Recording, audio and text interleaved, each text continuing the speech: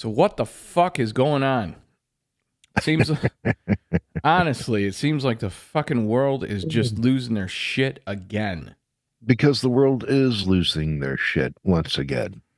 Between people on the right putting out memes of how Trump is going to be elected and reinstate world peace as if that's, a part of reality. Yeah.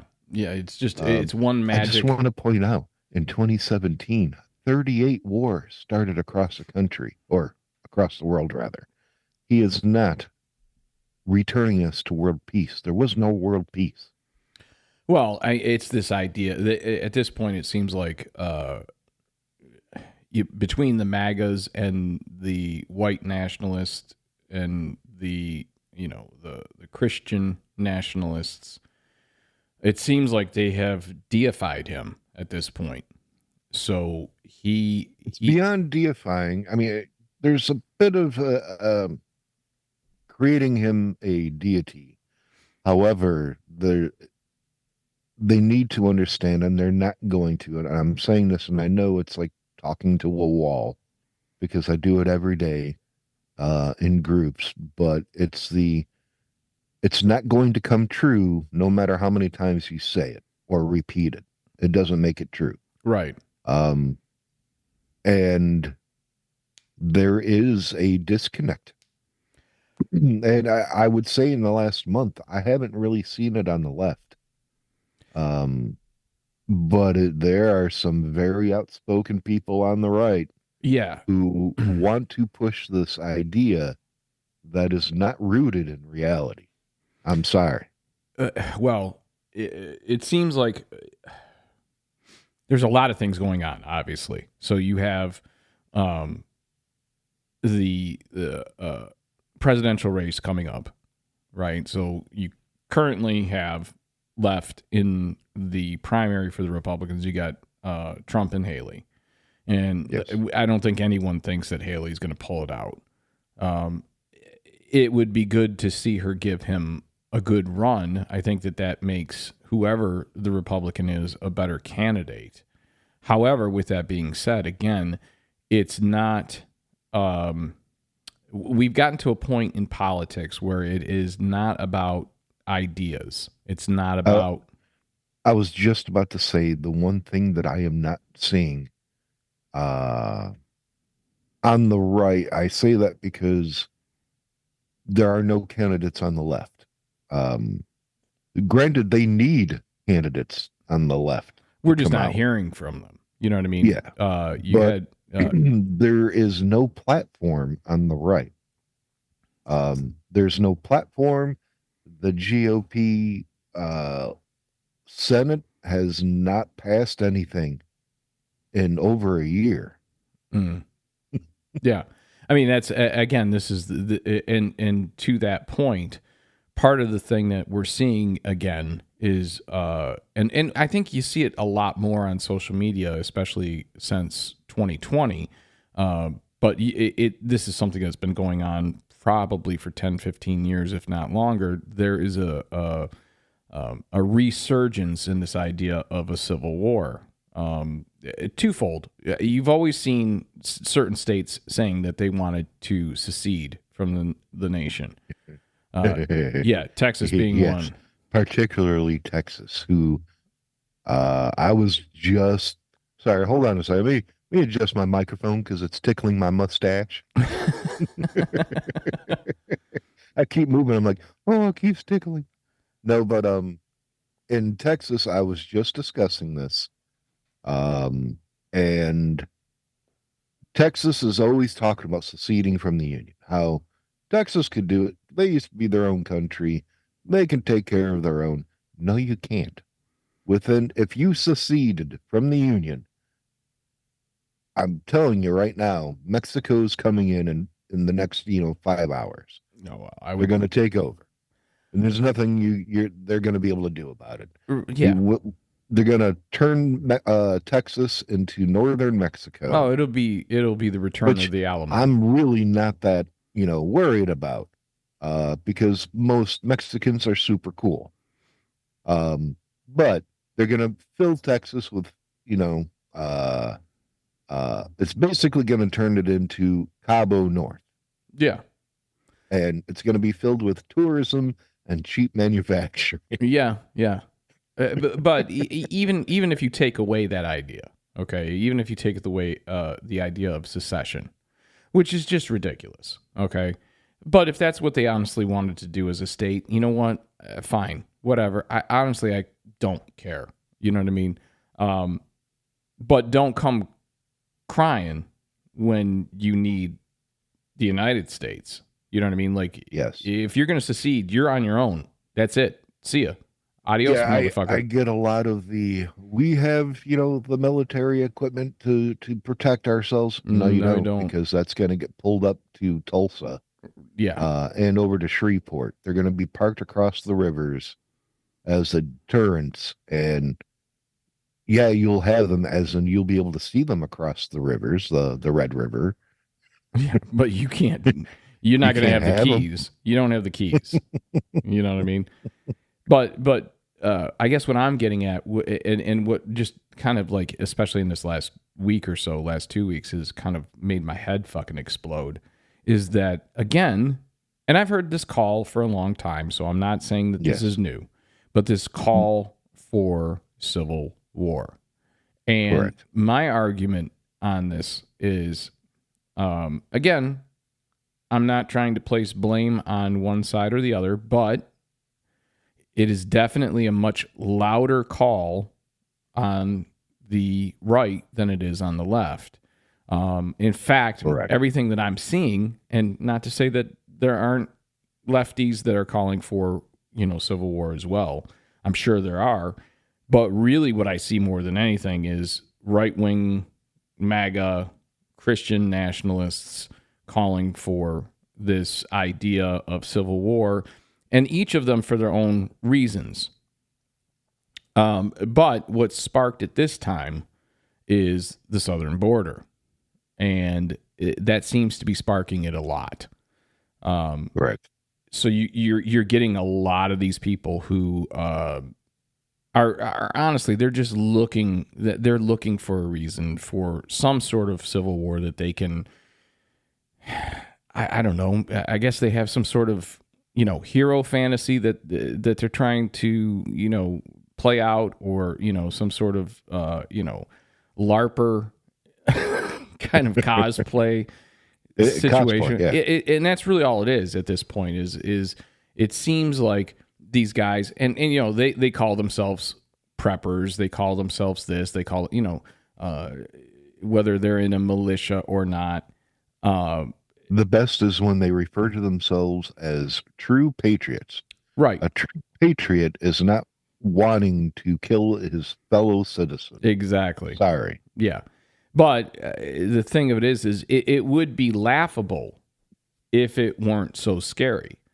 And what I mean by that is that they really are in this kind of cosplay mentality.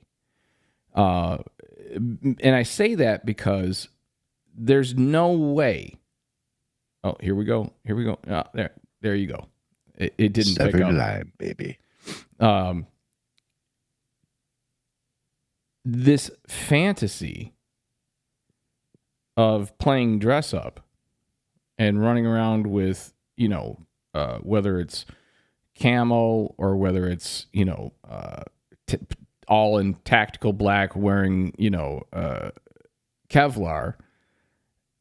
This is no different. And this is what they don't understand. They think that they're being tough. They think that they're being patriots. They think that all these different things that they think, right? And they think it's going to work out for them. But let's start with reality. And the reality is, essentially, they are nothing more than a furry convention. Yes. Without a building to gather in. There's no difference between dressing up as a furry or dressing up as a superhero or a comic book hero and dressing up like some sort of paramilitary tough ass that you are not. Okay? Here comes SEAL Team Mix 6. Yeah. The Gravy Seals. And I guess my thing is with this is that they're not paying attention to what the reality actually is. Okay, they do have this delusion that specifically on the left or on the right that they have all the guns, they're going to win, and there's not going to be any circumstances that they're going to have to face or any reality that they're going to have to face that would be negative. And the fact of the matter is, if you go to that point, and we've seen it with people that have been arrested for January 6th, okay? They were all on board in the moment. But when the butcher bill came due and they had to, stand in front of a judge and hear that they were going away for X amount of months or years, suddenly the fucking tune changed quite a bit. Yes. Quite a bit. So that's the first part, is they're not looking at what the reality is. Now, let's take away any legal repercussions, okay? So let's remove the idea that they're going to have to go to jail, that they're going to stand trial, they're going to, have their life ruined from that. Let's just look at it from the point of view of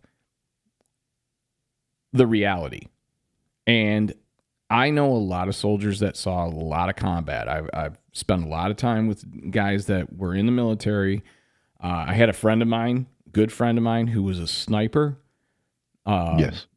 And, several other guys that I when we were in motorcycle classes together, we had, and I don't know if you were there still when a lot of these guys came in, but just in the motorcycle classes, we had 3 or 4 vets that were fresh from Afghanistan. And I got to talk with them, and they would have good days and bad days with their PTSD, and specifically the guy that was the sniper. But I got to hear some of the realities of what they dealt with and what they were dealing with from those experiences. And that's the thing is, all right, look, it's great if you think that you're going to have some sort of patriotic march forward, and yeah, you think, okay, well, things might get tough, you know what I mean? But you recognize this isn't the first Civil War. We're not on horseback anymore. We're not, camping in fields and freezing our asses off. You know what I mean? Like, none of that is going to be the reality in today, in terms of today, if a Civil War took place. But here's a fucking reality. You're going to have to pull the trigger and maybe take a fellow American's life. All right. Are you really prepared to do that because you don't like how Joe Biden's handling the border situation? Are you really going to do that because you're under the delusion that Trump presidency is going to, just by him being president, it's going to make the world a better, happier, safer, more prosperous place with no war and nothing but wages going up? None of that is a reality. You know what I mean? You know what I would like to see? I would like to see a TV show, a precursor to the Civil War, where a group of individuals who want to promote the idea of a civil war or state seceding from the Union makes their way north during the winter. A group of guys from Texas, like, this is probably what you're going to face if you go to, have a war with your. So you're saying almost turn it into a reality show. Turn it into a reality show, but before it actually starts, have like 20 of the most outspoken people and be like, we're going to give you 6 months. We're going to start in November, and you're going to march north on foot or on ATV. And see how long you last. Even on ATV, even on an ATV or a side-by-side, they're not going to make it out of the fucking state of Texas. No. You know what I mean? Like, again, these are the realities. It's cute that they think that they can take over a country. But these are I live in Texas. I know what the weather is like. And I know what happens when it gets a little bit cold. Just a little bit. They might get a dusting of snow and everything shuts down Yeah. because they're not prepared for a dusting. Well, let's. Like I watched the entire DFW area shut down because a quarter of an inch of snow fell Mhm. for about 15 to 20 minutes. And it it was like the apocalypse.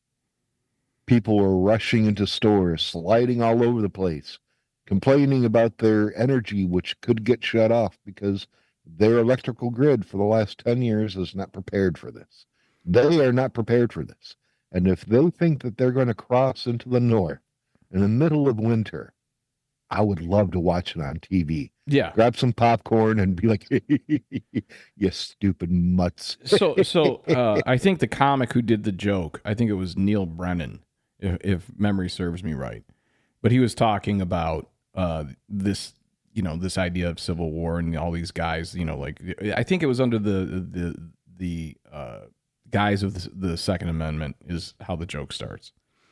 Mm-hmm. And he's talking about how these guys are like, well, it says in there, that, Second Amendment and we can go up against our government and take back our government. Yeah. Okay. Well, you know what? In the 1700s, that was a great idea for Perhaps a number doable. and doable, even with just muskets. It was doable. You know what I mean? Like you could potentially do that. However, and his point, I thought was pretty funny joke. He says, what we should do is get like 12 of these guys once a year to go up against, I don't know, 2 guys from the military, right? He's like, and televise it, no holds barred. You're going up against the military. It's only 2 guys from the military. You got 12 guys on your side, right?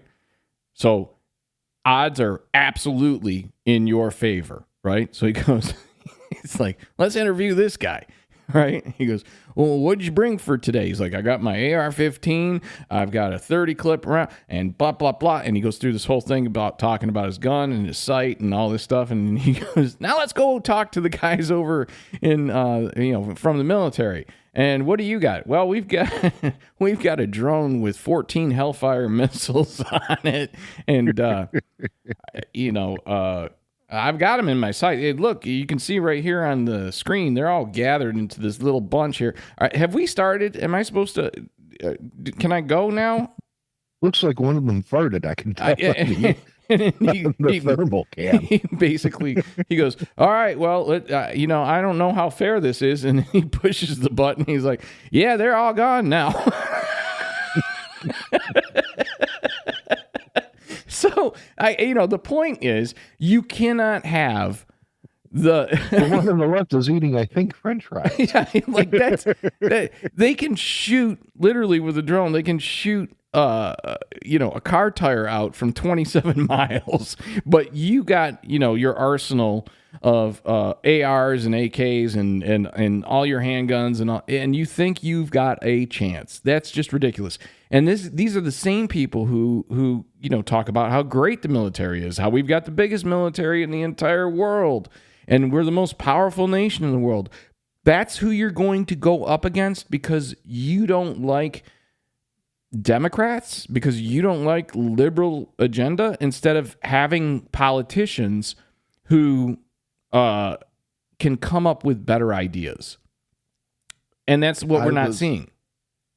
I was reading a story on the war in the Ukraine, and one of the tactics the Ukrainians would do is they would get a teenager, a young guy, no military experience, and what he did have was a little drone, and they would take this drone and outfit it with just random looking shit, just so that it looked scary.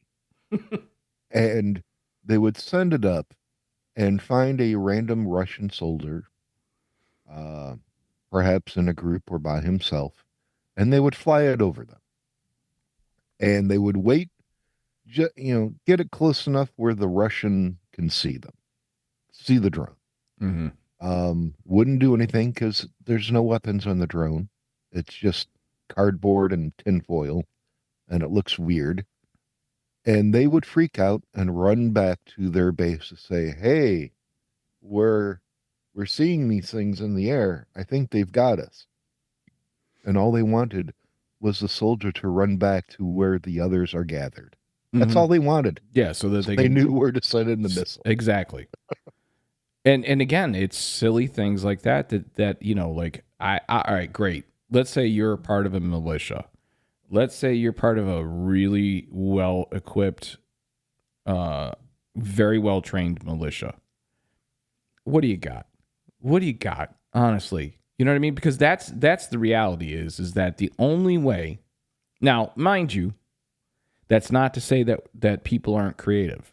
I mean, the fact of the matter is when it came to the Revolutionary War, the reason why the United States won is because of using guerrilla, tactics and being Yeah. creative and finding way and that and the fact that they also had guys that they were pulling off of farms that and the like that were very very comfortable hunting and knew how to camouflage themselves, knew how to crawl up They into a knew the tree. land. Yeah, they knew the land. They knew how to crawl up into a tree and be patient. A lot of different things that they did, and that may play to the insurgencies, the militias, in a positive way for a small period of time. But the fact of the matter is that the only way that they're going to have any type of ground game, any type of control, make any difference is they would have to be so well organized and they would have to strike multiple areas at the exact same time to create chaos and confusion as to where it was coming from and who it was coming from. So the only point that they're going to get on the board is that it's going to be a short period of time, multiple random or seemingly random targets that they can take or win by surprise. And the thing of it is like, again, you have to think about the reality of this. Unfortunately, like in a million years, did you ever think as we were growing up that we would be having a conversation about the potential reality of a civil war in the United States in our lifetime? It's fucking ridiculous. You know what I mean? And I think that that's kind of the mentality of a lot of people. There's so much shit coming our way on a daily basis that people don't know which way to turn. You know what I mean? So like if you're the family, let's say you're a family of four, you're a husband, a wife, and you got two kids. Okay. One boy, one girl, right? Both of you are working. Both of you are trying to find ways to take care of the kids, make sure there's groceries in the house, make sure that the house is repaired, make sure that all the maintenance is done, make sure that the kids get to their activities, their sporting events, their art classes, their dance classes, whatever the fuck the kids are into. And yet you're still absorbing all this information from the outside, whether it's through your social media, whether it's through, conversations at work, whether it's water cooler, whether it's, at church, you're hearing this, whatever the case may be. And you're in, and I think that this is the problem with people is because a lot of things are popping up and people are popping off about a lot of little things. So I'm seeing a lot of people online talking about Civil War. I'm seeing a lot of people online talking about their Christianity.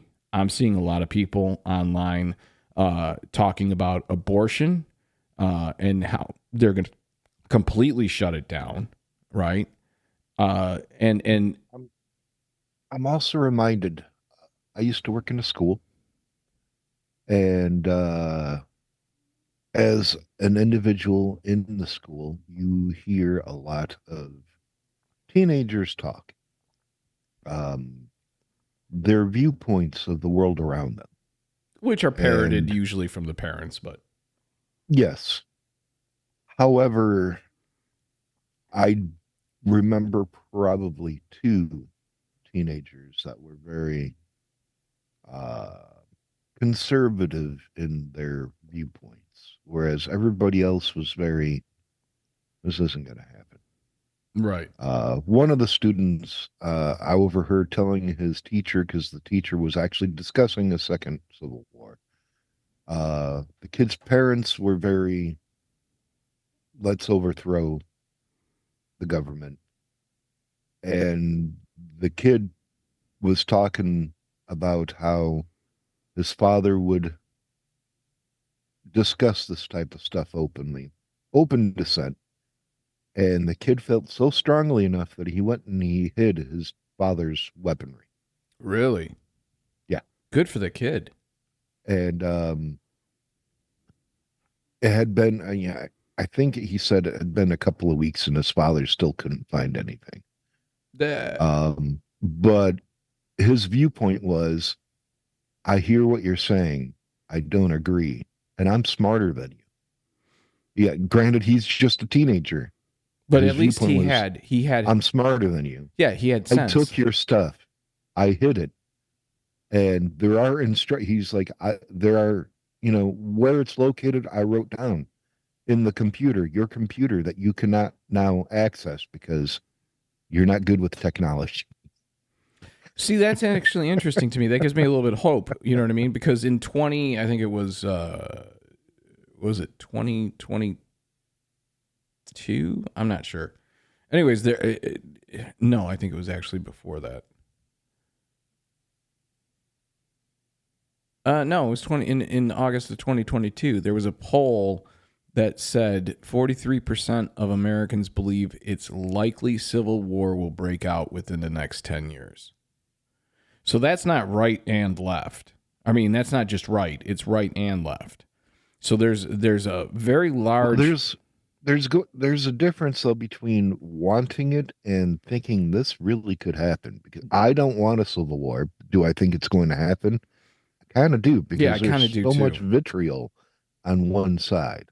Yeah, but so I've been reading this book. Have you heard someone on the left, a progressive, wanting a civil war? No, I've never, and that's kind of my point. Is like whether in personal conversations or whether just in social media, that has never been the case that I've come across. Not again, I'm not saying it doesn't exist. It very well could exist, but it's the idea of what you hear publicly.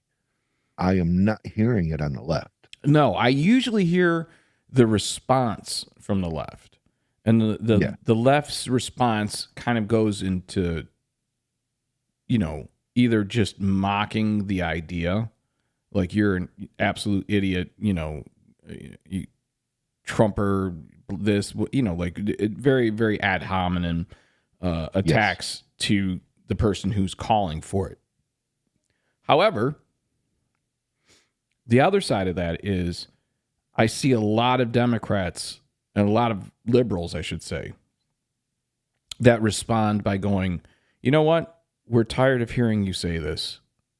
You think you're going to win. Bring it. We're ready. Let's go. Right? And I would fit underneath that category, apparently. The more and more time has gone on, I'm getting to the point personally where I'm like, fine.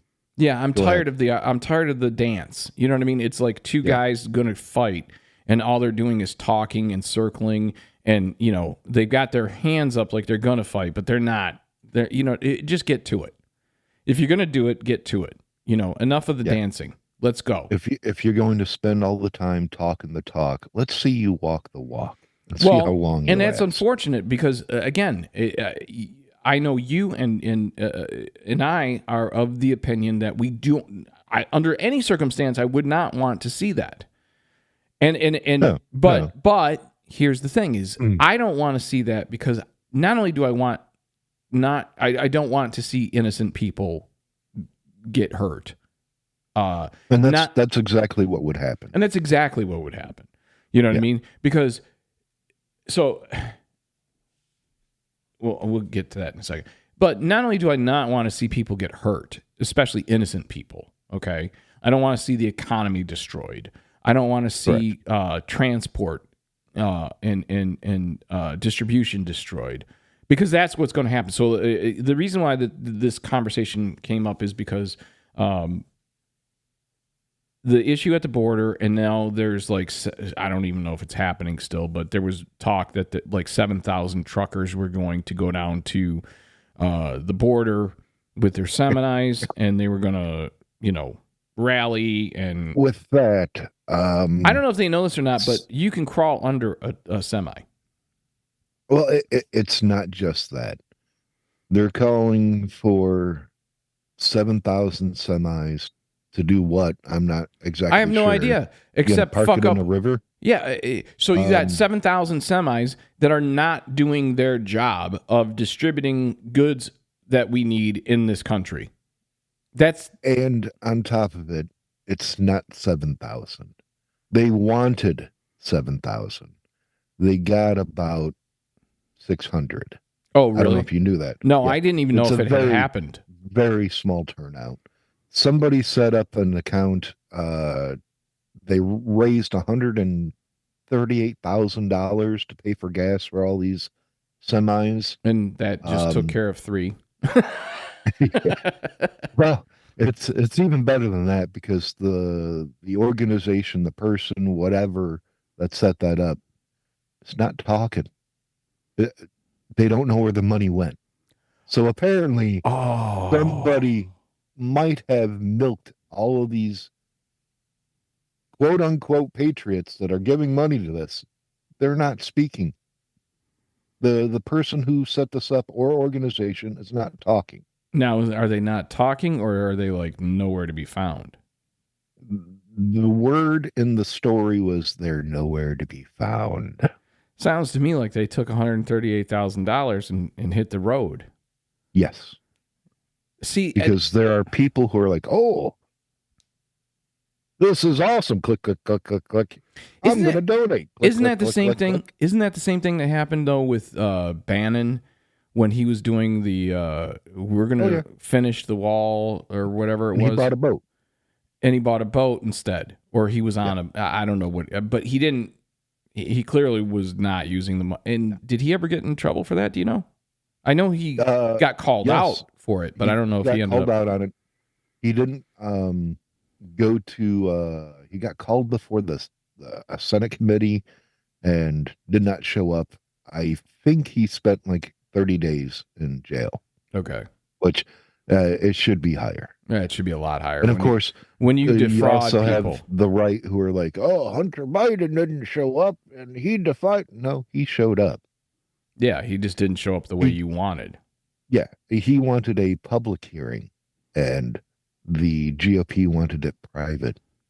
I don't know why any of those would be like. There's no security issues there, so why wouldn't it be public? You know what I mean? Like if you can tell me, because they wouldn't be able to control the narrative. Well, that's it. Yeah, that's my point. Is like if you're going to be, as far as like a Senate committee investigating, and there's no like issue as far as like the content of what it is that you're investigating being public for national security reasons. So like even when they did the UFO thing, right? Okay. Yep. You know what? Maybe some of the things that would have gotten brought up would have been not so good for national security in a public forum. I totally get that. And that's on fucking UFOs. That's on UAPs. That's on little green men that everyone giggles about. But at least it made sense, because it was a situation where you go, well, wait a minute. First off, you could make the argument that the reason that they couldn't talk about that is because those unidentified objects might be military, might be experimental, might be, dark ops, or whatever the fuck. It might have something to do with national security. Okay, I can believe that. But now we're talking Hunter Biden, who is not an elected official, okay, Correct. nothing to do with politics aside from his dad being the president. Where you had Bannon, who was part of the Trump administration, Correct. and then after he was let go, pulled this stunt in an effort to supposedly, from what I understand, kind of butter his way back into Trump's world. I have a question for you. Mm-hmm.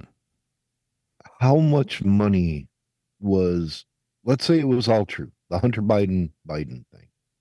How much money would have ended up in the pocket of Hunter and Joseph Biden? How much money was it? I don't even know at this point. Supposedly millions.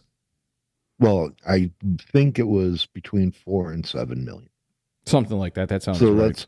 let's just, for the sake of argument, say it was 17 million, just to make it some ridiculous amount. Make it 50 million. It doesn't matter. We could make it 50 million even. Now, how much money was an individual in Trump's immediate governance in the White House by the name of Jared Kushner? How much money did he receive from the Crown Prince of Saudi Arabia? 2 billion, wasn't it? 2 billion. 2 billion. 2 billion. To a guy that has never, ever been an investor, who started an investment company while in the White House and was given $2 billion. But that's my point, is like all of these different things, and this gets to the idea that, you know, I when I was talking to you off mic, and I said, you know, the tone of the show has, in my mind, changed, because I really do believe that no one knows what to believe anymore. I don't know what to believe anymore, and I'm pretty active as far as like reading the news, and not just news I'm comfortable reading opposing opinions. I'm pretty adept at that, and pretty deep. I go deep. Let's just put it that way. I go deep into the paint, right? Now, with that being said, I'm fortunate enough because I have the ability and the time to try to read what the news stories are, find opposing views, and try to figure out what the story actually is, not the narratives that are being driven by whatever source. Most people don't have that kind of time. And most people if I'm sitting here going, what the fuck has happened in the world that we're here? I got to imagine that there's at least some moms and dads out there that feel the same way. I got to imagine that there's some 20-somethings that are going, is this really what's going, this is the world I'm supposed to live in? You know what I mean? Like, how can you untangle that? Because it's become this, well, yeah, sure, you can say that about my guy, but your guy did this. Whataboutism. The whataboutism has gone through the roof. All right. Now, if Hunter, by the way, have you seen the Roger Stone video where he's talking about killing a congressman? I think it was, or it was a senator. I don't remember it was kind of target. A while ago, wasn't it? Not that long ago. Like while Biden was in office or while Trump was in office? While Biden is in office. Oh, that recently? No, I don't think I've seen that one. I've seen him say some crazy shit, but I can only watch him for so long because he's got such a weird shaped head. It's like a thumb. Have you ever noticed glasses. that? Stupid glasses. And he's dressed like he's like a horrible Batman villain. No, it's not even as good as a Batman villain. It's like a Dick Tracy villain. Well, I'm talking Batman from the 60s. I'm talking Dick Tracy from the 20s. He's got his zoot suit on. He's ready to go. And you've seen the video from election night in 2020 where Roger Stone is calling the shots, saying what they should do, which is what they did. You didn't see that? I don't think I saw the video, but I'm aware of it. Yeah, the video is just like, holy shit. he's saying exactly what they did and what they should do to cause a bunch of trouble.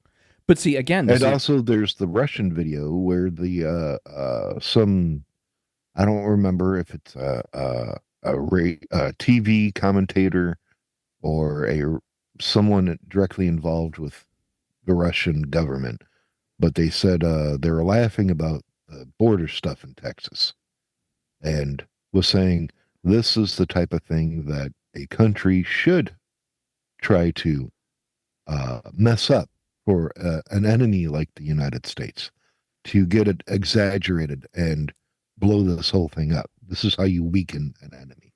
well, yeah, I mean, the Russian propaganda arm has always said you destroy the United States from within. You don't do it on the military field. You're never going to win a military battle, but you can weaken them by getting them to fight against themselves.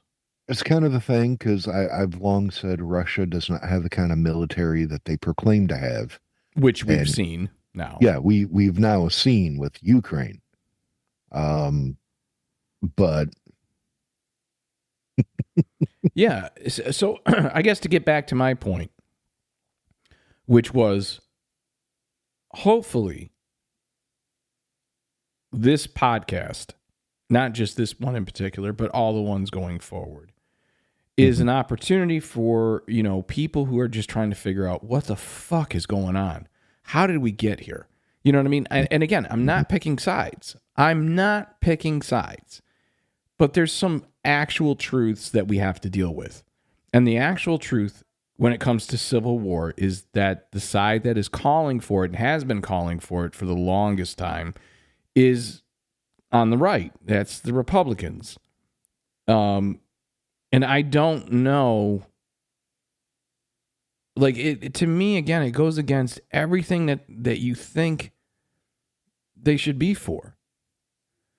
By the very nature of being a conservative, they talk about life is precious. That's their argument on abortion.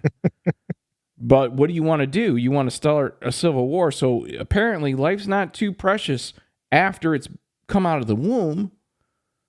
Yeah. So, like, they're not pro-life, they're pro-birth. They're pro-birth. And the last 2 weeks, it's been building, but more so over the last 2, maybe 3 weeks, is their vitriol that they started to spit at, people like Taylor Swift and the Swifties. Yeah, they're just going for culture. That is so funny. Like, it's ridiculous. Really? It's ridiculous. If Taylor Swift has your political panties in that kind of a bunch, Jesus Christ. What no. There she is again at a football game. Yeah. And now so A, she can't enjoy football. B, she can't date a football player. And what's the conspiracy now? They're saying she's secretly gay. Is that one of them now? That's one of them. Yeah. Is she secretly gay and she's just using this football player to make her look good because she just came off a $370 million concert run where that made her a billionaire? Like, that put her over the top and she became a billionaire working her ass off doing a concert in some cities. Well, in some cities where she performed, it actually... The revenue from people coming into town and spending money at the restaurants and at the hotels and at the local stores basically saved their economy at least for 6 months to a year. I mean, I don't even... There was just a video, and I am not a fan of Disturbed. Like, I used to be, and then I got a little tired of them. Sorry, David Draymond. But he brought up there was a girl on stage, a young teenage girl with her family, and she had mentioned that she loves Taylor Swift, and the audience started to boo. And David Draymond turned to the audience and admonished them and was like, don't you boo her. Don't you boo Taylor Swift. She is a songwriter. She sings the songs that she writes. She is not your typical pop star who buys songs. She's a singer-songwriter. Yeah. That is talent. You do not boo Taylor Swift here. See, that's the thing is that I think in artistic communities, okay, so like I just watched a interview with Slash, right? And Mhm. he was being asked about his working relationship with Michael Jackson, right? And I don't remember the details of it, but basically he's like, I didn't know him really that much personally. Professionally, I knew him. I worked with him very, very limited. But he goes, I don't know that I would have wanted to be friends with him. And he said the reason being, he goes, during this time, he goes, Guns N' Roses was like the number one, arena touring band. And he goes, and I knew what kind of craziness we were dealing with. He goes, now you got somebody who's like Michael, who is ridiculously talented. He's like, I can't say enough about his talent. He goes, like his music or don't like his music, you can't deny his talent. And it's the same thing with Taylor Swift. Now, to be perfectly honest with you, aside from, Shake It Off, I wouldn't know a Taylor Swift song if it bit me in the ass. I would not know any song. It's just not my genre. It's just not my genre. And but it has. I recognize the talent involved. You can't. There's no way you can look at what she's accomplished, not only as a musician, as an artist, but also as a businesswoman. Yes. And not appreciate. Well, the anger is that she single-handedly got like 40,000 new voters registered. And she is a Democrat. Mm-hmm. She's progressive. And has been very vocal in the past about Trump. That is where this vitriol is coming from. Right, but if I'm not mistaken, she's a threat. In the last election, she had sponsored some like state or local candidate and didn't win. Now, I'm not saying that that's her fault, but I'm saying how big of a threat is she? If she, and okay, so again, it gets down to going back to explaining in a simple way to the people who don't have time, but are curious or scared or whatever when it comes to like this kind of political zit of Civil War. Mm. A lot of people go, well, it'll never happen because, this isn't a north-south thing, right? A lot of people think that cooler minds will prevail. Cooler heads will prevail. A lot of people don't. A lot of people think, there's guys like locked and loaded, yeehaw, can't wait. Let's go, motherfucker. Yeah. And those are the ones I worry about the most because those are typically decent people. You know what I mean? They may not be very educated. They may not understand the policies. They may not understand, and they're just parroting what they're hearing because they don't have a solid education when it comes to civics and politics and government and how everything works together. So I always worry about the yeehaw motherfucker guys more than anything else because I feel bad for them because they're going to be the ones that run out ahead and first because they're the ones that are going to try to show how patriotic, how good they are with a gun, how fearless they are, all those different things. And they're the ones that are going to be just mowed down right and left. So getting to the idea of how do we kind of explain how we have gotten here to people that don't have more than an hour or two to listen to a podcast. The simple answer, I think, is when you are a group that has power and you start to feel like you're losing your power. So I'm going to use, in this instance, though there's many examples of this, but in this particular example, white, nuclear family, Christian Republicans. They feel like they're losing their grasp on power. And that's what fuels, that's the tinder. That's what starts the fire, is the feeling of loss of importance or power, or this idea that my voice no longer carries as much weight. Now you're seeing that with the Republican Party. Why should a person who's brown or different skin colored have a voice that's more important than mine? And that's kind of their view. Yeah. And I think that when you think about it in those terms, you can feel sorry for them. You can feel bad for them in this sense. They don't understand that varying degrees of opinions and cultures and views will typically boil down to what's best for everyone. Okay? Now, the reason why they're upset, it seems, is because they are just not making the rules anymore. Okay? You're seeing voting not necessarily going their way all the time. Yes. If not for the Electoral College, I don't know that they would have won a presidential election in the last 30 years. Probably not.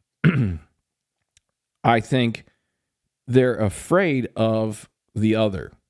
And that's really what it always seems to boil down to. They want to be able to tell you how to live your life because that's how they think lives should be lived. So, as an example, when Roe v. Wade was overturned, I got into a quite a dust up online and got attacked a lot because I simply said, "Look, I've got two views on this. 2-3 views on this. One, I don't think it's anyone's business what any woman does with her body." And I know that's a horrible thing to say, but I don't think that women are property. And I don't think that a government official has a better understanding of what a woman's medical needs are than her doctor. I don't think a government official should be able to make those decisions for anyone. Okay? There's no equivalent for men, right? Well, they want to be able to tell you, no, that's not the way it is, and you're going to have that baby because you know what? You were stupid enough to have sex. Yeah, I know you went out to the bar just thinking you were going to have a good time. Well, you know what? You had a great time, didn't you? You ended up in the back seat of some stranger's car. You ended up getting pregnant. Now you don't have that guy's phone number, and you're going to be a single mother. And guess what? That's the way life's going to be. Pull yourself up by your bootstraps. And that poor woman is going, I don't even have boots. The fuck are you talking about? Pull myself up by my bootstraps. Yep. But by the same token, they don't want to put money into any programs that would support that child and support that mother so she can keep that child. So they want to tell you what to do, but they don't want any responsibility after they've told you that. Okay? You see that with a number of things. So there's a border bill that's been negotiated between Republicans and Democrats. And in the House, that's already being, before the ink is even dry, before they finish the wording, they're already being told the House is going to shut it down and say no. So you then dig a little deeper and you find out, well, the reason is because Trump has been pissing in every Republican's ear saying, don't pass that bill because that'll be a win for Biden, and I don't want him to have a win. You keep that bill until I get elected. But he's under the assumption that he is going to get elected. And I don't know that that's necessarily a fact anymore. I think he's going to be the candidate, but I don't know that he's going to get elected. Let me ask you something. With all of this... Let me put a pin in that real quick. Go ahead. If he does get elected, okay, that's a whole different set of issues. But if he doesn't get elected, that's where I see like that. No matter how much surveillance and credibility the election has, if Biden is the candidate and Trump is the candidate and Biden wins again, that's going to be the match that lights the fire of civil war, I think. I could totally see that. And the shame of it is that no matter which way that election goes, that's going to be a tinderbox. How big of a tinderbox? That's to be determined. But in my view, if Trump doesn't win, it's going to be all this, election bullshit again, all this fraud again. They're going to claim, and then they're going to start breaking out their guns and marching down the streets, and that's when the shit's going to really, really hit the fan. Now, how far, how hard, I don't know. But on the other side of that, if Trump becomes president again, I don't have enough faith in the liberals, especially the far left, to not do the same fucking thing. So I'm seeing this as it's a no-win situation over a goddamn presidential election. So what do we do? You know what I mean? What do you do? Again, going back to the family of four, what do you do? What do you do? Because even if you're political, right or left, or you're not political at all, like you literally don't have time in your day for politics, it's going to affect you. It's going to affect your kids. It's going to affect the country. It's going to affect the supply chain again. It's going to create inflation again. It's going to do all the fucking bullshit that happened during COVID. And quite frankly, you could almost look to COVID as a template for what the fallout would be financially, supply chain, inflation. Yep. Getting into fistfights over toilet paper again. Okay? So that's what we got to look forward to under the best of circumstances. I saw a fist fight break out between a bunch of people over TVs on a Black Friday sale years ago. And it was nothing compared to the fight that I've seen in Walmarts over toilet paper at that time. I know. It's insane. I saw two women, like middle age, maybe a little bit on the higher side of middle age, but I saw these two women just fucking trying to gouge each other's eyeballs out over a 4-pack of fucking toilet paper. Yep. So is that what all these people who are going Civil War, let's have a Civil War. Is Joke's that on you, honestly? bitch, I got a bidet. But I mean, honestly, is that what we're after? Like, the people who are screaming Civil War and encouraging it, are you really thinking about all of the consequences of that? No, they're not. I don't think they're expecting that they're going to landslide win. All right. So in your eyes, so here's what I see. And I don't mean to pick on preppers here because, I mean, if that's your thing. There's different levels of preppers. There is. Okay. But I'm talking the more extreme ones because it seems like the more extreme ones that are buying the, Jim Baker buckets of food, you know what I mean? I think that those guys, they're a whole different level. Those people are a whole different level. And it seems like they're very much, and maybe it's because their, supplies are starting to go out of date. I don't know, but they're trying. It seems like they want something drastic. Food and nothing to do with it. Yeah, exactly. There's an expiration date on all that shit. Which means, in order to not waste your fucking money on it, if you go overboard, you're going to be eating that shit even if there's not an apocalyptic situation. But it seems like those people, and I'm not saying that those people are the ones that are pushing for civil war. I think those people are the people that are pushing for anything. Anything. They just are waiting for that tragic moment. And I think they're doing it because when that moment happens, they're going to be able to look at their neighbors and go, see, who's fucking stupid now? Who's crazy now? I got food, you don't.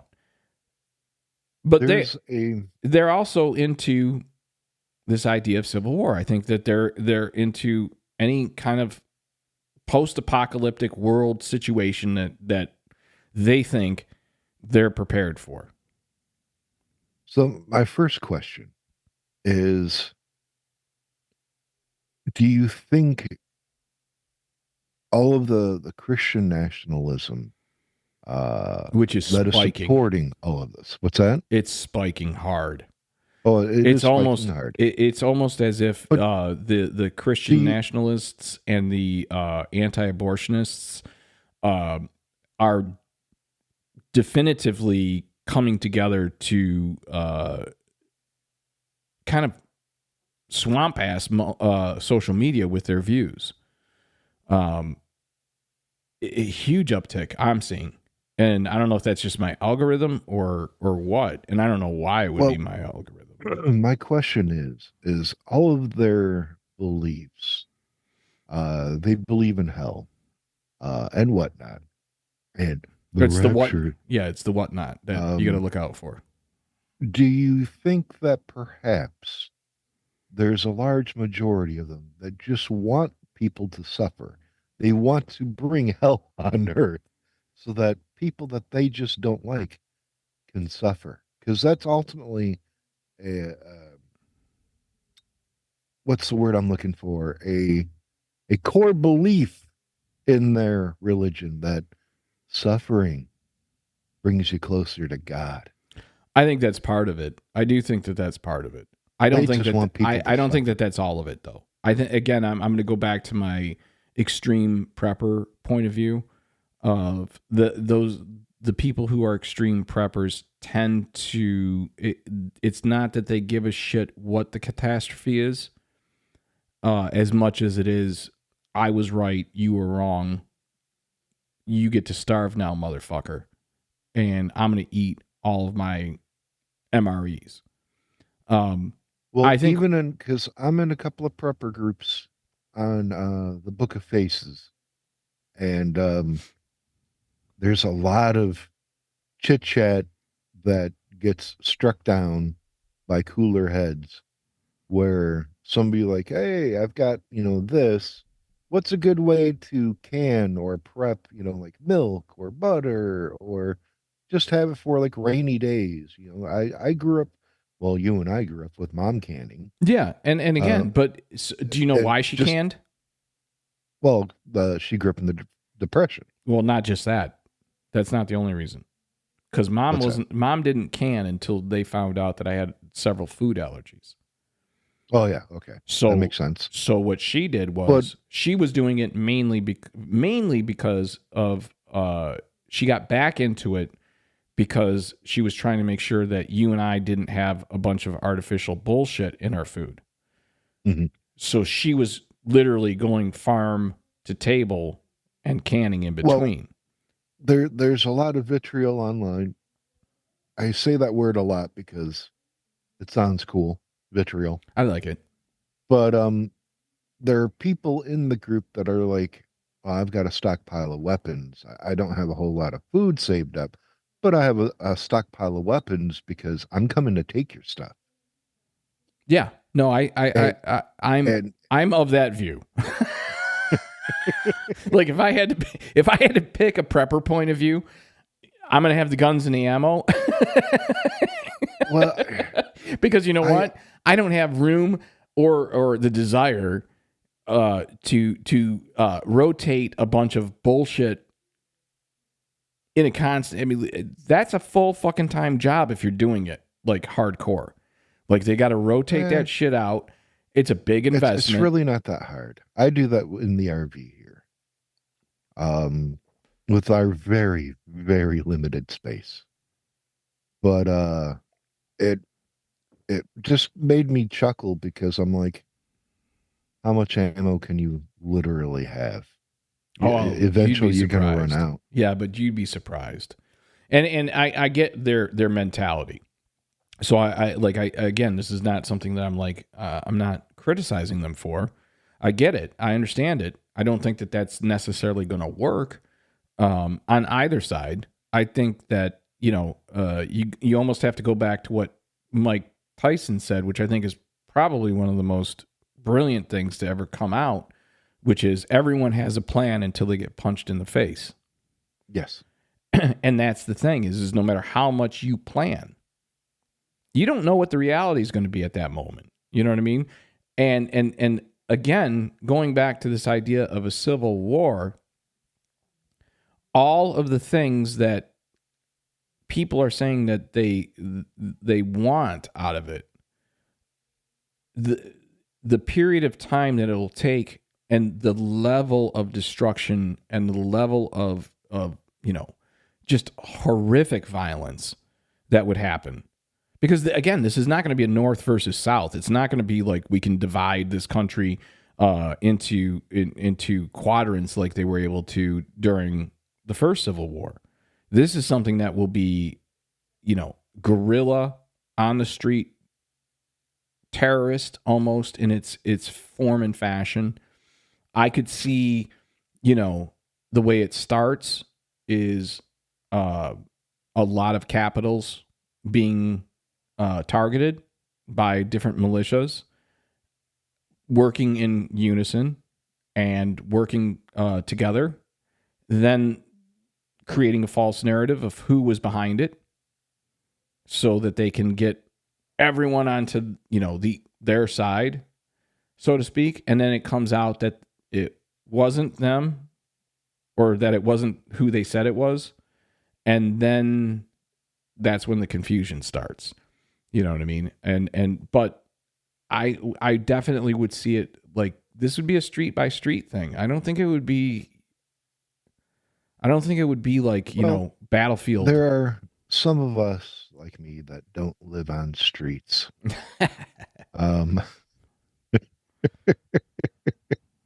I would love to see SEAL Team Mix-6 try to make it up here into the mountains. See, again, especially in the winter. Yeah. Would love to watch that. I don't. But we're planning on property. Me personally, I keep singing. I want some chickens and a couple of cows, some mini cows. The whole leave me alone. I've put myself in a position where I've got a couple of close friends now that are very adept and know how to build solar systems. So I'm always going to have electricity when everything is said and done. I know a couple of people that built solar energy systems for their houses. And it was I don't very know that, easy. Yeah, but I don't know that any of that really matters. Again, this is my point. Well, I'm saying like getting power shut down. I'm still going to have power. Power will be one of the first things they attack. Well, yeah, that's why you have a self-sufficient system. And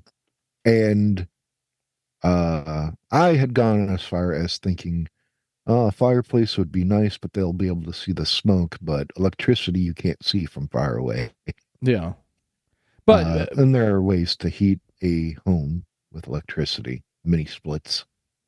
Well, again, all that's well and good, but why should we be there? I'm also 200 miles from the border. And we've got Jeeps.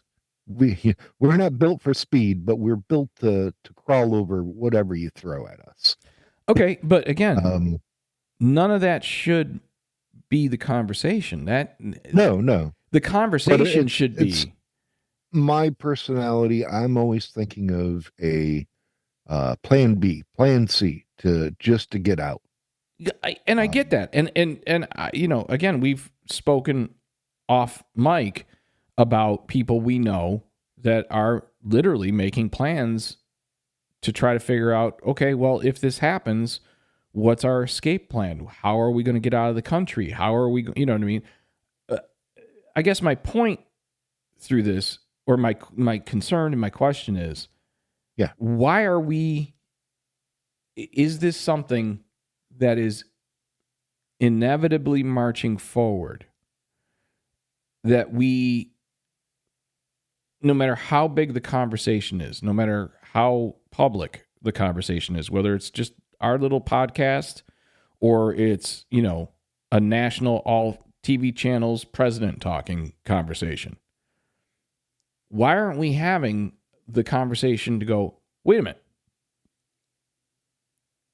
we don't have to continue down this path. You know what I mean? This isn't like Well, see, that's the disconnect, though, is because one side generally doesn't want to have that conversation because they don't think it's needed, whereas one side is like, "Oh, it's coming. We're coming. Doesn't matter what you do, we're coming." Why? Yeah, because honestly, I get it. Okay? You don't like abortion. Don't get one. You don't like immigrants. Don't live on a border state. There's nowhere you're going to go in the country that doesn't have fucking immigrants. Say, don't get an immigrant. Yeah, don't get an immigrant. Just because there's a Mexican on the side of the road doesn't mean you have to pick him up and take him home. And hey, you'd be much better if you did, though. I mean, oh God, yeah, what great people too. They are, and that's my point. Is coming from Texas, you see a lot of Latino. I don't know what they want to be called, other than person.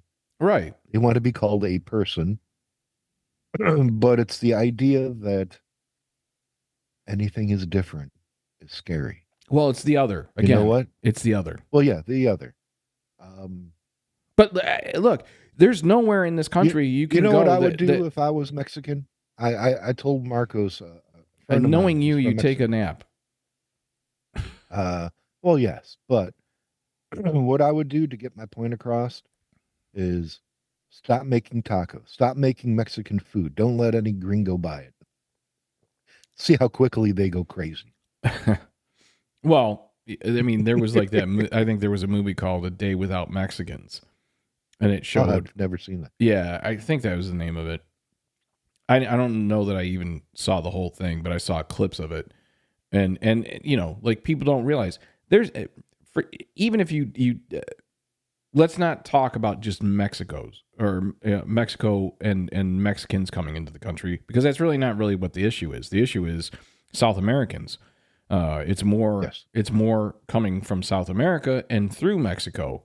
That's more the issue. Yes. But they all get lumped together. They do. That's the sad part. And because they're all basically Spanish speaking. Correct. So, but there's nowhere you're going to go in this country. Well, let me even take, if you like to eat out at a restaurant, there's not a restaurant in this country that you're going to go to and not find somebody who maybe didn't come here, like the amount of impact that they have, all these illegals making our country better or more convenient. And again, it may not even be an issue. If AI takes off in the next 3 to 5 years, will those jobs even be something available for people who are willing to take low-paying, shitty jobs? Like, the immigration problem might end up being solved not by Congress, but by Silicon Valley.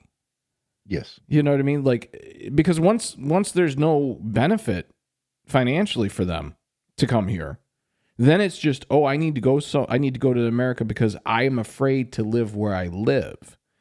So then that drops a lot of that influx, I would think. So again, these are things that if given time and given an honest look, and not viewed from, well, that'll help the Dems or that'll help the Republicans. The idea that Trump was telling people, in Congress, that bill, you need to vote against it. It should be dead on arrival because I'm not going to give Biden a win.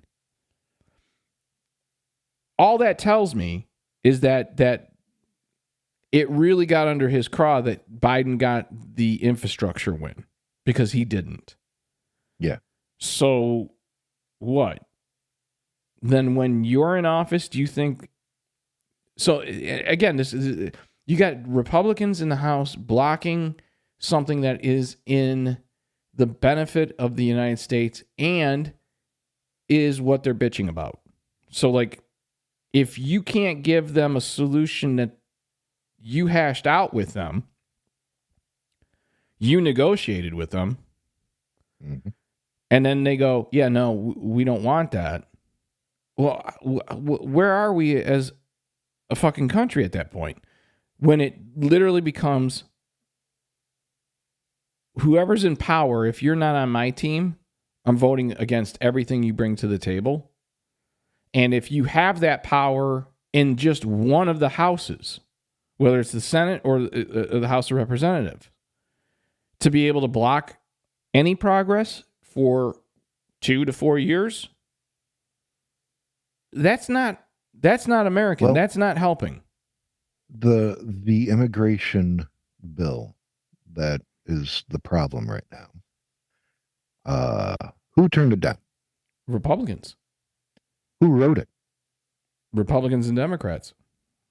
It was actually introduced by 2 Republicans. It was introduced by them, but it was negotiated with the White House. Correct. Yes. But it's the idea that clearly it is a tactic to, well, here's a good bill. Why don't we pass this? We wrote this. We had a direct handprint on this bill. We're going to introduce this. We're not going to vote for this. Didn't they do that before, though? Yeah. And yeah. I don't know who brought the previous bill for immigration. You know what that reminds me of? Let's vote out McCarthy. Oh, the Democrats didn't do anything to save McCarthy. Exactly. Yeah. So the Republicans start the fire. The Democrats are, as of late at least, showing up with buckets of water.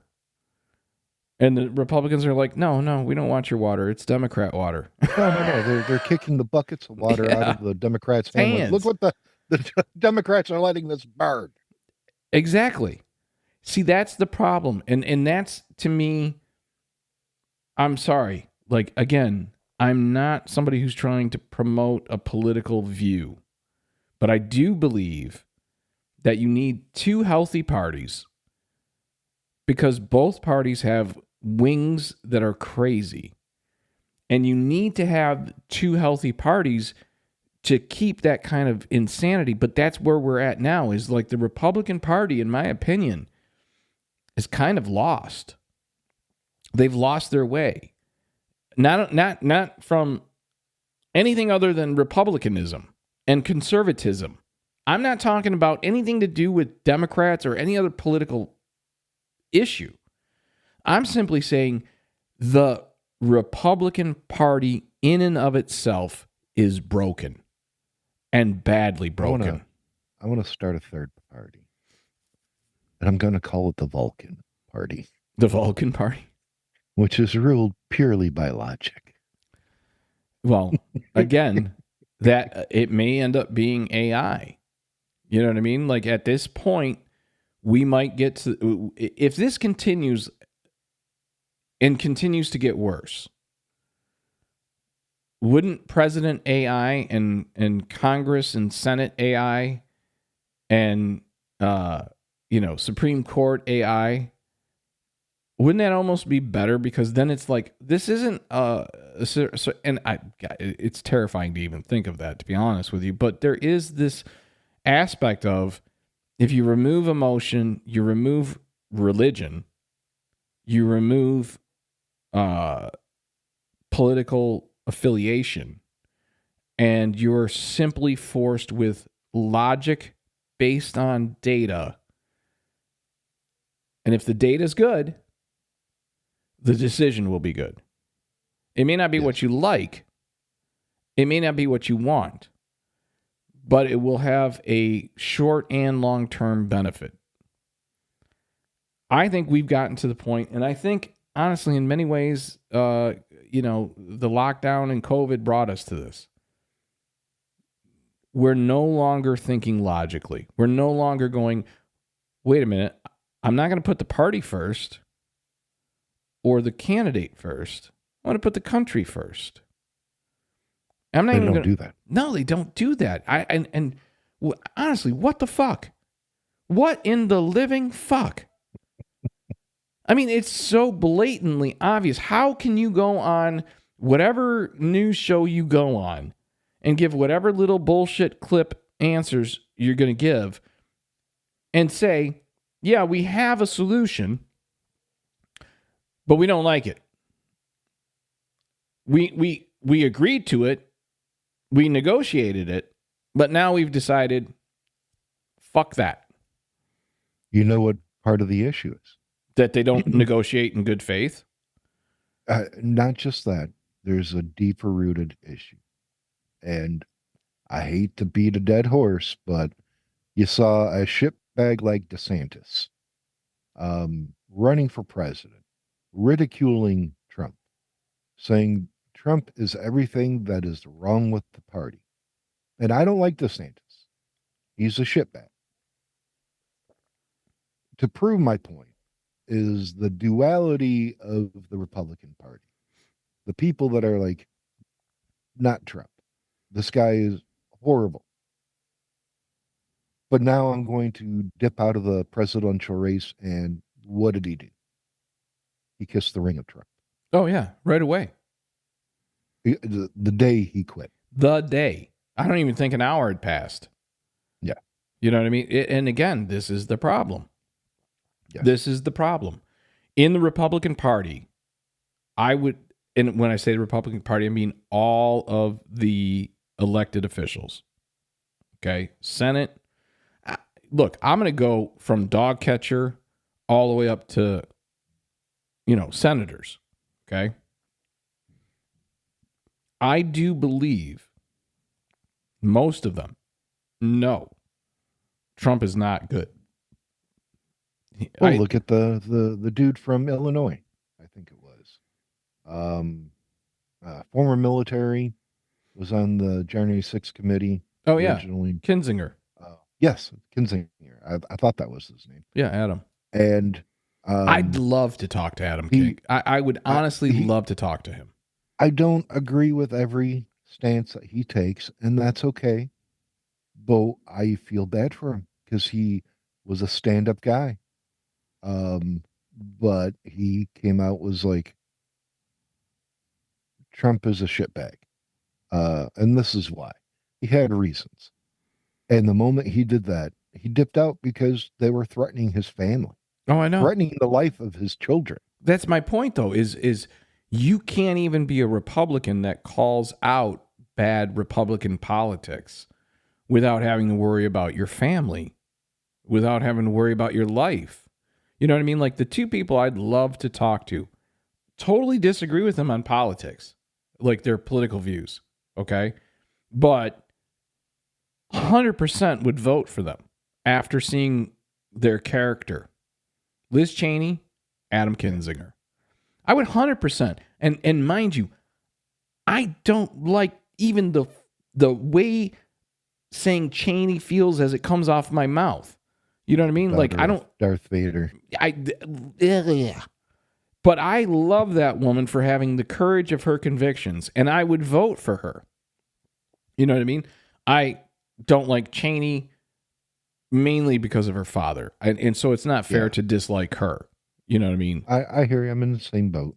I thought Dick Cheney was sketchy at best. I think he had some ulterior motives going. But show me a politician that lasts as long in D.C., in Washington, as he did, that doesn't have ulterior motives. I mean, the same could be said for Nancy Pelosi. Same could be said for Chuck Schumer. There's a certain level of swag that he walked with that you had to respect, though. I mean, I'm not getting get in trouble for this, but I shot a dude in the face. Yeah. Yeah. I mean, he did That dude have, apologized to me. that was the thing, is the guy apologized to him. I'm sorry, Mr. Vice President. I shouldn't have poked my head up when I did. I heard you whistle. Can you I just didn't realize it was for the quail. could you get my nose out of your dog's mouth? I'd like to go to the hospital now. So it just, like I said, I think that this furry fantasy world of civil war that these guys are living in, I don't think that they're really thinking about how it would feel to get shot or to see your best friend or your brother get shot. I do hear from people on the right when the talk of civil war comes out. Oh, well, the left is saying it too. The next words always out of my mouth are always, who? Give me a name. Who? One name. That's openly talking about civil war, wanting a civil war on the left. Well, see, and that's the thing, is there's a difference. There's a difference between talking about it and talking about it in a way that is like you want it. You know what I mean? I don't want it, but I'm so fucking tired of hearing about it. I'm like, go on, just do your thing. Same with secession. I think that'd be great. Go ahead, secede. Good luck. Enjoy. Don't come knocking. Okay? You're persona non grata now. All right? But that's your choice. So whether it's Texas or fucking any other state that wants to secede, go on, do it. And then you can elect Trump to be your president of whatever state or, what a country you call it. Or whoever you want. DeSantis, whatever. You can try that experiment. Have at it. Mm-hmm. But when I totally get that. It comes to a point where you're just so sick and tired of hearing about it. It's like, quit threatening it. Shit or get off the pot. That's where I'm at. And again, I don't want to see it. I don't either. I think it would be fucking horrible. But shut up or get up. You know what I mean? At this point, something else that I don't think people are talking about enough, whether it be a civil war or secession, like Texas seceding from the Union. How they always say they're going to be just fine. They would thrive even. And how many companies would pull out of Texas? Oh, I think a lot. A lot. I do. I think a lot. And again, I get it. If that's the experiment that you want to run and you think you can get the entire or the majority of the population of your state behind you on that, and then you go through the process and you go ahead. You know what I mean? Like, I don't even think it's something that should be like, at this point, like if I were the president, I'd be like, you know what? You're right. We're better off without you. We're coming to grab our shit. And then you guys are on your own. And sorry. There's a part of me that has become all right, you know what? We're going to fix this problem one way. Everybody who feels they are conservative and on the right, move south. Everybody. Push you south. You wanted to win the Civil War the first time. Take the South. Texas, Mississippi, Alabama. You can have Florida. Oh, God, please. Georgia. You can take Georgia too. Stay in the South. Everybody that's progressive and I'll give you the Carolinas. Liberty, I'll give you the Carolinas. Move north. Just move north. We'll create this little divider line. But see how long it takes them to build a wall between the north and the south. No. See how long it takes them to realize that they wasted their money building that wall, and now they can't afford to take care of themselves. What people don't seem to want to admit is that the idea of trickle down doesn't work. Like, you don't have to be anti-Republican. You don't have to be anti-Reagan. You don't have to be anti anything. Trickle down doesn't work. It just doesn't. And the reason we know it doesn't is because the most federal funds for keeping states afloat are coming out of Washington and going to a lot of those southern states. Kentucky even. You know what I mean? Like, they're getting back more than they're putting in the pot. And who's putting the most in the pot? New York, California, I mean, Oregon. I mean, like you can go right all the way across. Those are the states that are actually keeping you afloat. And I get it. You don't like the fact that gay people can get married, women have control over their bodies, abortion should or was and still should be legal. I get that you think that we're not a Christian country the way we should be, but we never were supposed to be a Christian country. I get that you're afraid. I get all of these arguments. You're terrified of a black person living next to you in your neighborhood, or a brown person living on the other side of you, or a Muslim. Let me tell you something. I don't fucking care. You shouldn't care. I want to bring up a state called Mississippi. Now, Mississippi. Now, I've heard of this state you're referring to. Mississippi, 1 in 3 is on public assistance. 1 in 3. They're listed as number, I think, 49 in education. 50 being Alabama, which is right next door. Mm-hmm. But I know, I don't know the history of Alabama off the top of my head, but I do for the state of Mississippi. Like I said, 1 in 3 is on public assistance. The levels of poverty are extraordinary, They're through the roof. Extraordinary. I've been to Mississippi. So have I. I got lost in Mississippi. That was a bad thing. Yeah, like real bad. Like back road lost. A very religious state. As I said, number 49 in education. You know what Mississippi also has? Swamp a history of just voting red. They haven't voted outside of red longer than I've been alive. And again, this is my point. Like, there is some disconnect. You know what I mean? Like, there's just some disconnect of this working or not working in my benefit. And here's the funny thing: what's the capital of Mississippi? Isn't it? Oh shit! What is it? Exactly. Nobody knows because it doesn't matter. Is it Tupelo? No, seriously. Now you fucked me up. Capital. Well, it's the point that nobody gives a shit about Mississippi. I don't think they've produced anything of worth since Jackson. Yeah, I don't think they've produced anything of worth since probably Elvis. Well, I mean, that's kind of a harsh. I mean, like a lot of people make fun of Alabama, but I mean, at the end of the day, Alabama is where all the space rockets are made. You know what I mean? So I'm sure that there's something in Mississippi.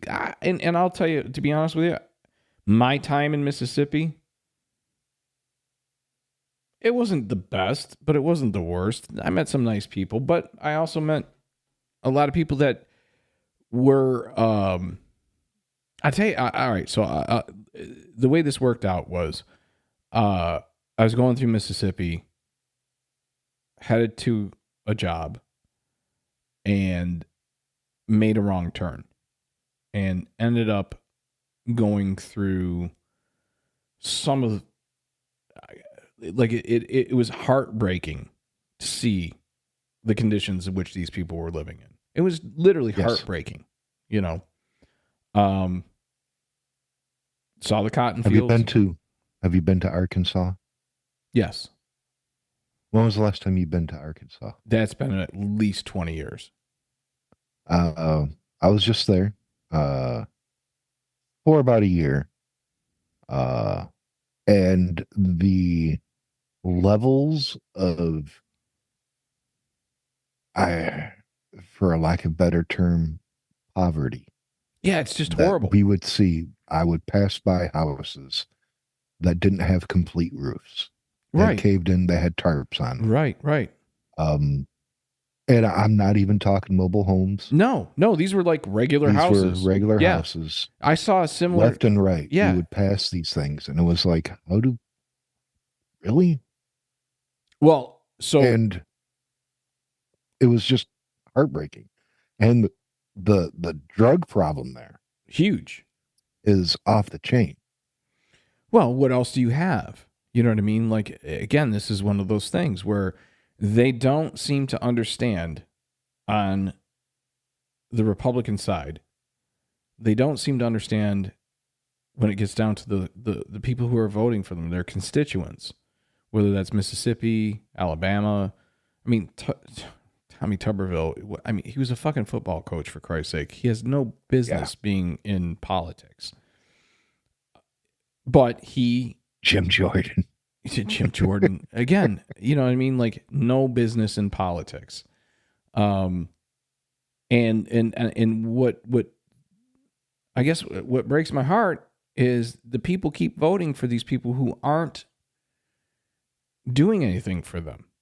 Jim Jordan, I don't understand Jim how Jordan Jim has never Jordan got elected because he was at the center of the Ohio State controversy. right, but with he was the also abuse. part of that Tea Party takeover. You know what I mean? So again, this is the thing is it's not about ideas anymore. It's about cult of personality.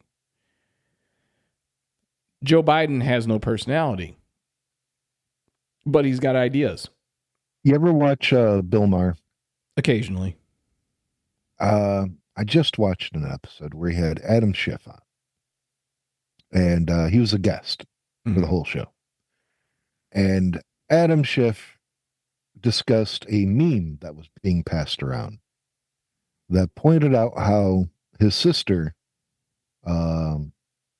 Adam Schiff, and Democrats are getting funding from George Soros, the perennial boogeyman. Yeah. And how Adam Schiff's sister married the son of George Soros. And Adam Schiff,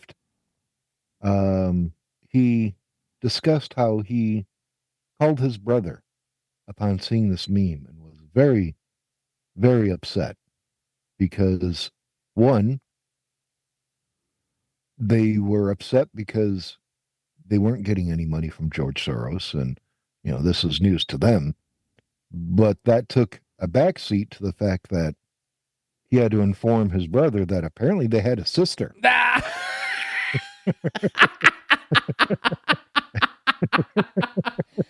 God damn it.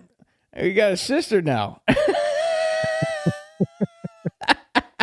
See, and that's, again, that goes to it. That goes right to it. It doesn't matter if it's true. It doesn't, as long as it gets passed, out online and through social media, then it becomes a narrative. And it doesn't even have to have any reality to it whatsoever. And it's so frustrating that we're living our political lives and our representatives are living their political lives on social media. You go on Twitter or X or whatever the fuck you want to call it now. I find it difficult to believe that these representatives on both sides have that kind of time to be tweeting all the time. They're spending more time tweeting than they are doing anything.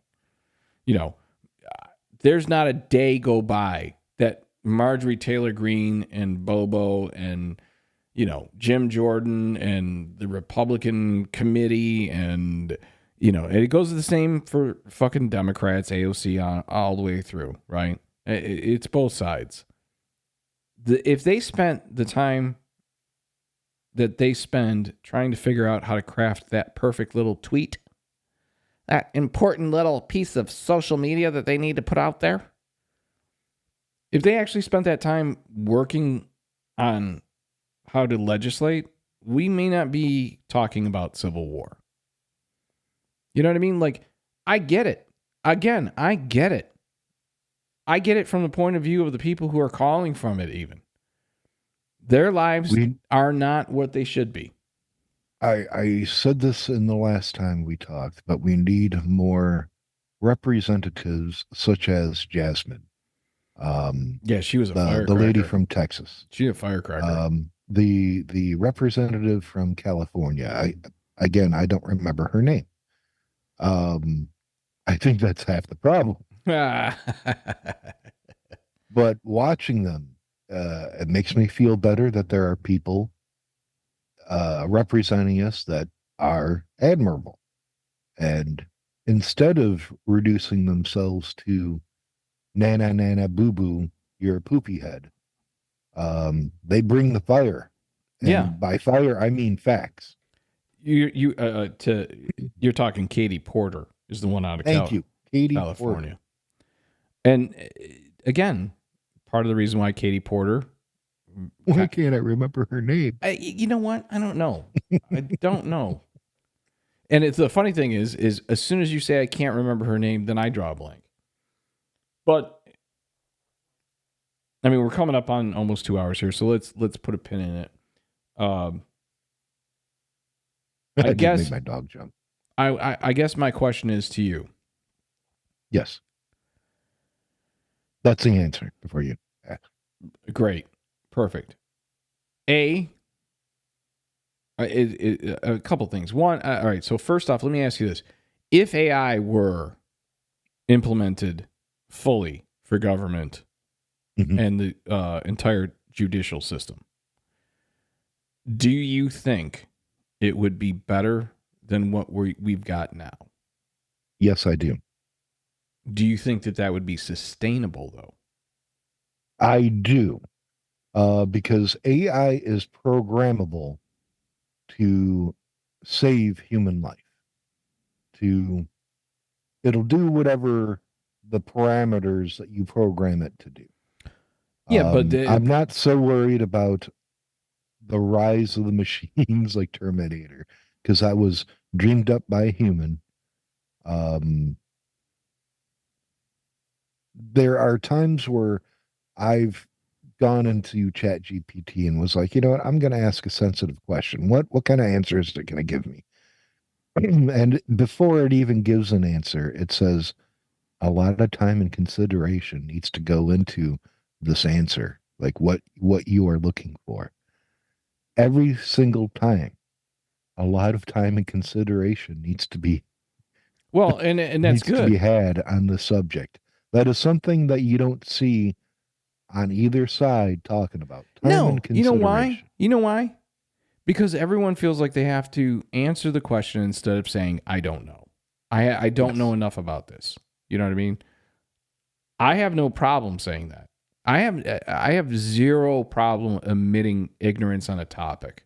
I don't know why people feel like they have to have an answer.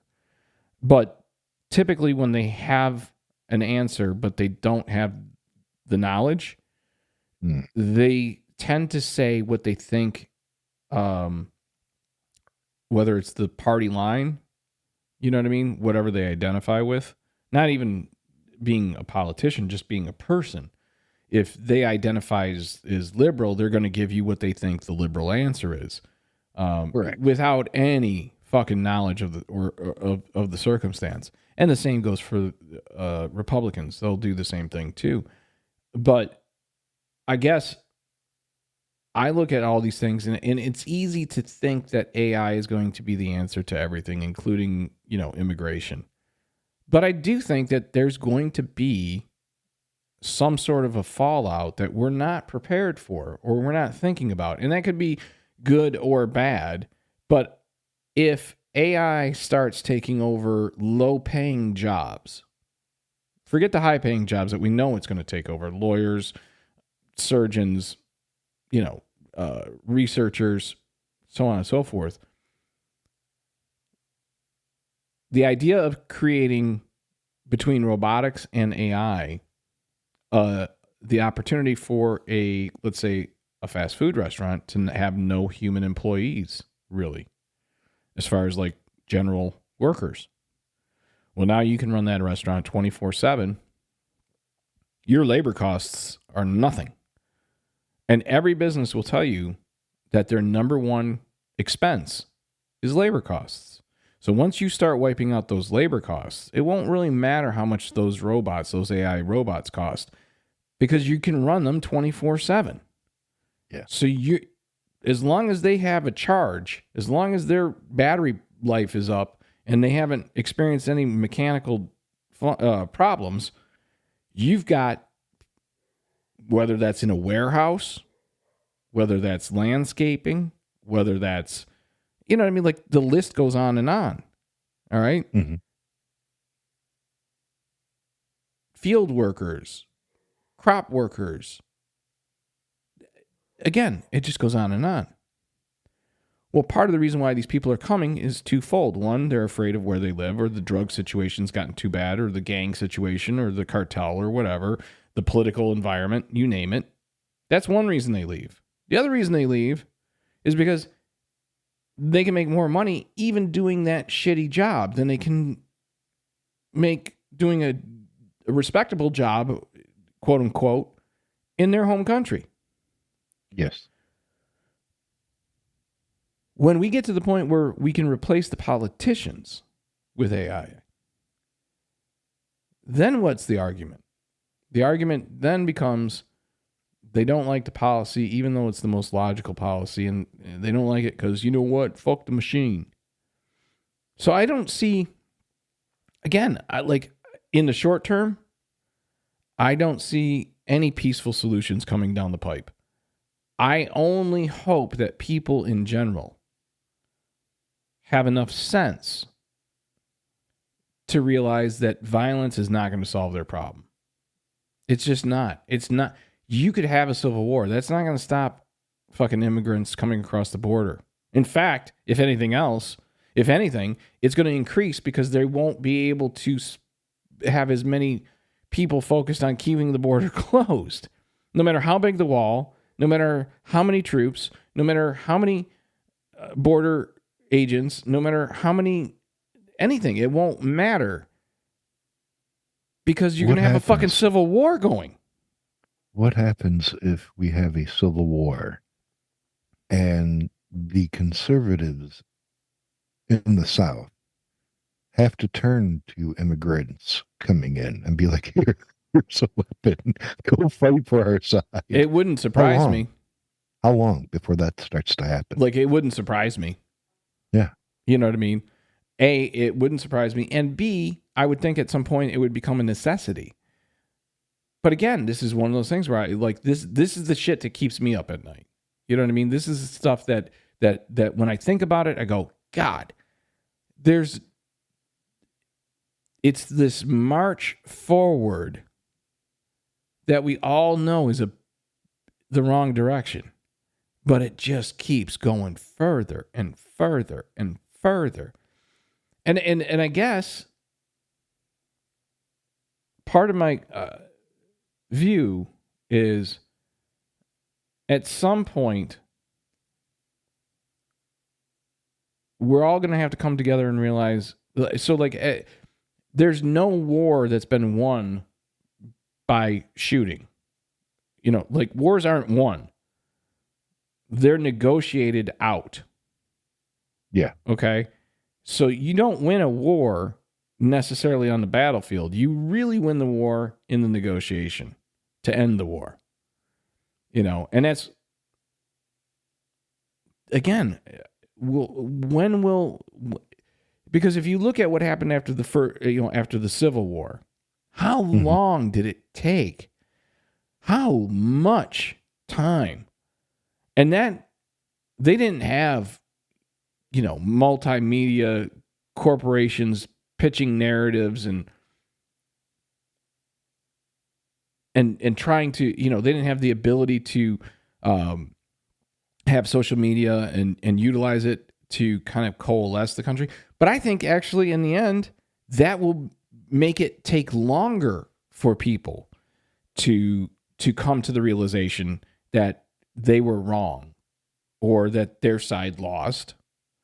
And it doesn't matter which side wins.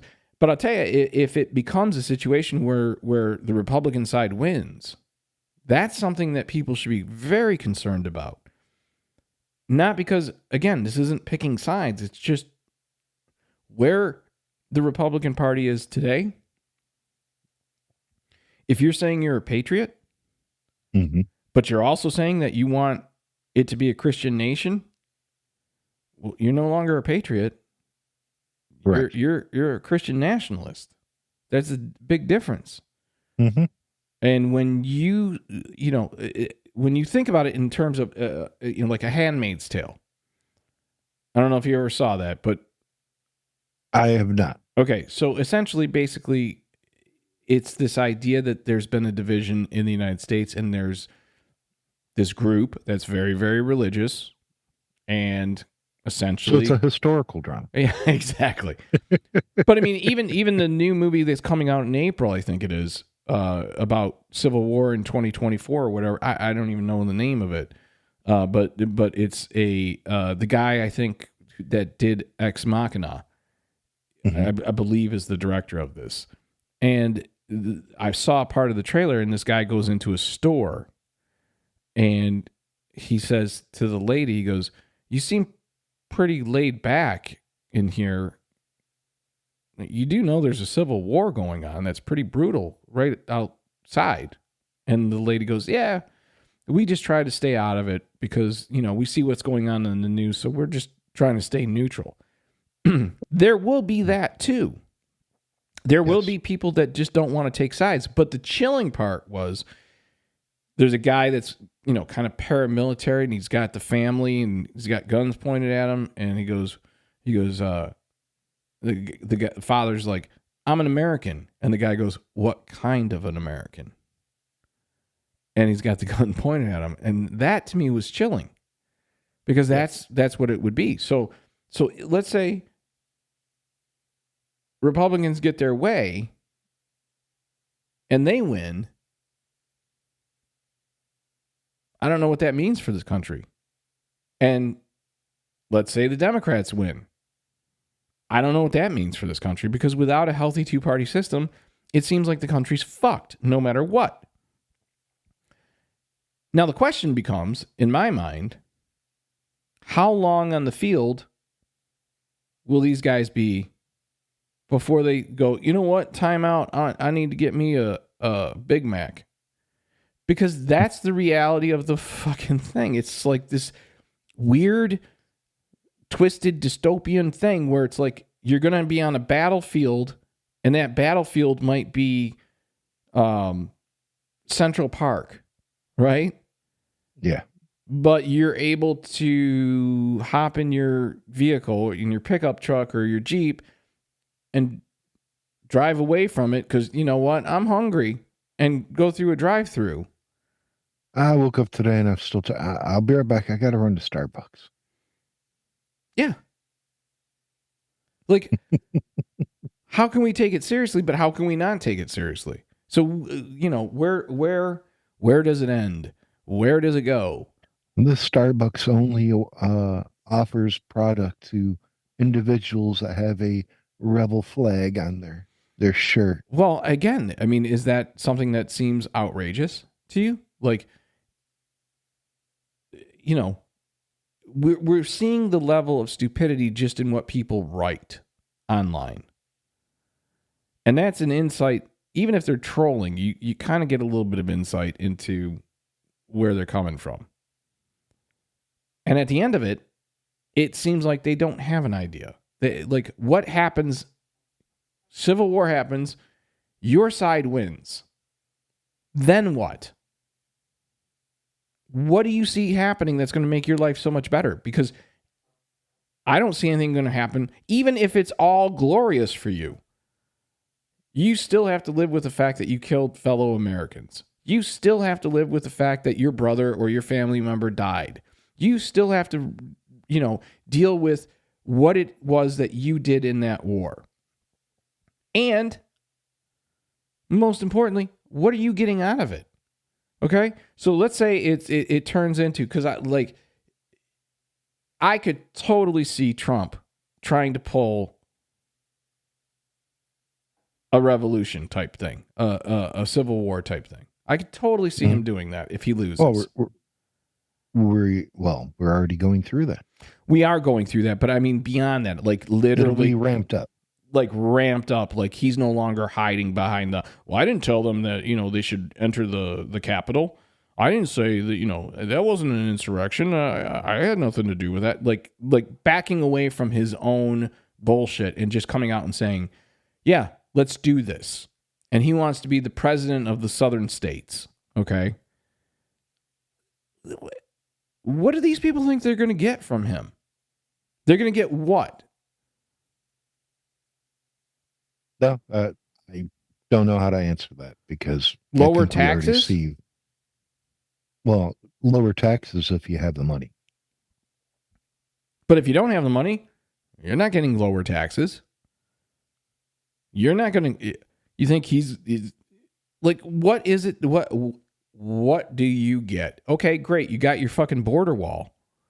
And if they're still streaming in, if they're cutting holes in it, if they're tunneling under it, I mean, like, what did you get? What did you get for what you had to put in? If that's what happens, if that's the direction it goes, and again, I don't like to leave things on a bummer note, but I just don't see the Gravy Seals getting their due if they win. I see them finding out that they fucked around in the wrong way. I see people in the future going out to once again work their land. Let me go plant my crops. You'll have no choice.